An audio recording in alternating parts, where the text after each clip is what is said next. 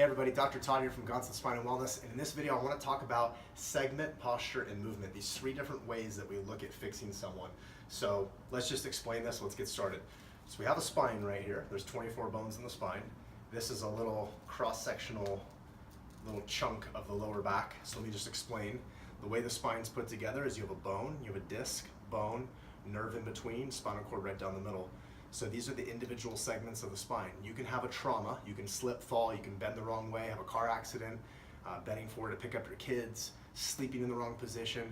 Something can cause a segment to shift out of alignment. Traumas are all different shapes and sizes. But needless to say, a trauma can cause problems to the spine and it can cause the bone to actually shift. When it shifts, the disc swells, it irritates the nerve, it causes problems in that area. That's called a subluxation. And depending on where those nerves go, it can cause a whole host of issues, from muscle spasm to even issues with whatever that nerve's controlling, if it's going into a gland or a tissue or an organ. So having any sort of irritation to a nerve in the spine can cause a whole host of issues. That's what chiropractors have been talking about since the late 1800s.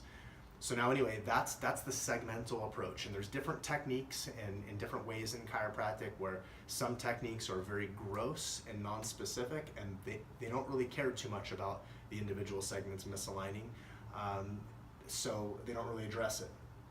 In my experience, I think that's unfortunately not really getting to the root cause of the problem, because this is a very important component in getting someone fixed, is figuring out what segment's misaligned, what direction it's misaligned, and then how to best mechanically correct that so you can get proper motion and proper alignment back into that spinal segment.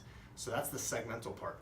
So when you have a segmental subluxation, that can weaken regions of the spine and cause the posture to shift and distort in a compensatory way. So it's compensating. Your body tries to stay out of pain.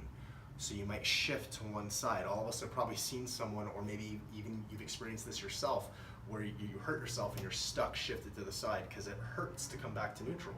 So if you add a couple weeks, a couple months to the equation as you're recovering from that injury, you may never come back to neutral, and now you have this sideways listing or shifting in your rib cage compared to your pelvis when you stand. And then your spine looks like this, okay? And sometimes people walk around like this for years and they don't really notice it because they don't see these changes in the mirror, because your skin and your muscle and everything else hides it. This is what we look for. This is something that we're trained to look for. This is called a postural distortion. So segment, posture, and then the third part of this is that if you're shifted to one side like this, the muscles that attach on the spine that go into the pelvis and the legs, if you're shifted to, let's say, the left, these muscles on this side are going to be longer or shorter? They're going to be shorter, okay? Are they going to be tighter or looser? Well, we're going to have more laxity in there because you're already shifted to that area, so those muscles aren't going to have to be pulling it as firmly, really.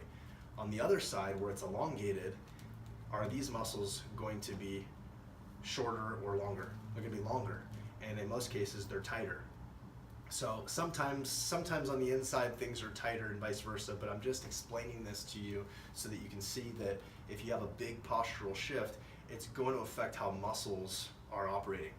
Your brain is going to interpret this a certain way, and now the way you move is going to be altered. The way you bend forward is going to be altered. How you sit down, how you squat down to pick up a child, how you get groceries out of your car, how you sit when you're working all day long. All of these patterns, these movement patterns, are going to be altered. How you exercise in the gym or in a group fitness class. And then you wonder why when you go through these exercises you're hurting afterwards. And you could have a postural problem because of a segmental problem. So segment, posture, movement, it all goes together.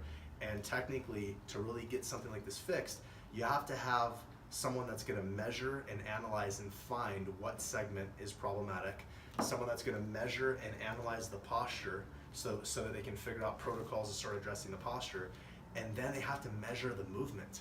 You have to measure movement patterns to find out, is anything faulty to begin with, because even if you fix this and you fix this, that movement pattern has been ingrained in the brain. And so your brain now doesn't know what normal is, and it thinks that what you've been doing for the last several weeks, months, or years is normal, and so you have to reprogram the brain. That's a whole component called functional movement.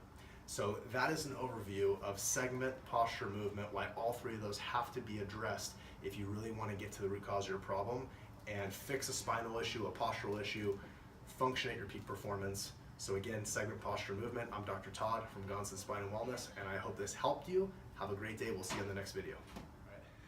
Hey everybody, Dr. Todd here. And Dr. Omar. And if you like what you just saw, please subscribe to our channel. Or share this information with someone you think would benefit from this. And click the link below. Make sure you do that. And?